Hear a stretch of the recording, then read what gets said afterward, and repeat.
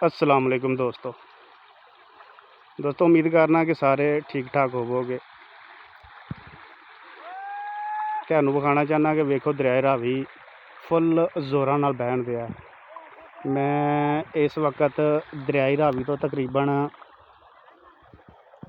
8-9 kilometre दूर हाँ। 8-9 kilometre दूर होने के बावजूद पानी पूरी चढ़ाई दे नाल साडी तरफ आउण दिया।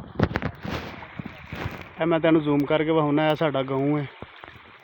अल्लाह ताला माफ़ करे इहदे करीब पहुँच आया पानी। तो सारे भरा दुआ करो जे कि अल्लाह ताला इत्थे ही इस पानी नू रोक लवे। यह मूंजियां वेखो माशाअल्लाह किड्डियां शानदार मूंजियां ने, वेख सकते हो तुसीं। इन्हां दे विच पानी जान दिया, वेखो किन्नी स्पीड ते पानी जान दिया। अगर इन्हां दे उत्तों दी पानी टप गया तो ये भी बर्बाद ने। बाकी होना तो वो जो अल्लाह ताला नू मंजूर है। बाकी सारे भरा साडे हक च दुआ कर दिओ जे।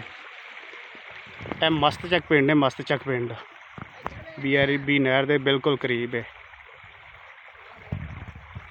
बाकी सारे भरावां तो इक्को ही गुजारिश है कि दुआ कर दिओ जे साडे हक च अल्लाह ताला साडे ते अपनी रहमत नाज़िल कर दे।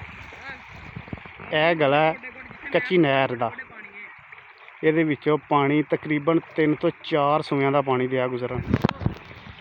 अगर इंज ही पानी गुजरता रहा तो ये तकरीबन होर 10 तो 15 मिनट बाद यह पिंड च लाजमी शामिल बढ़ जाएगा।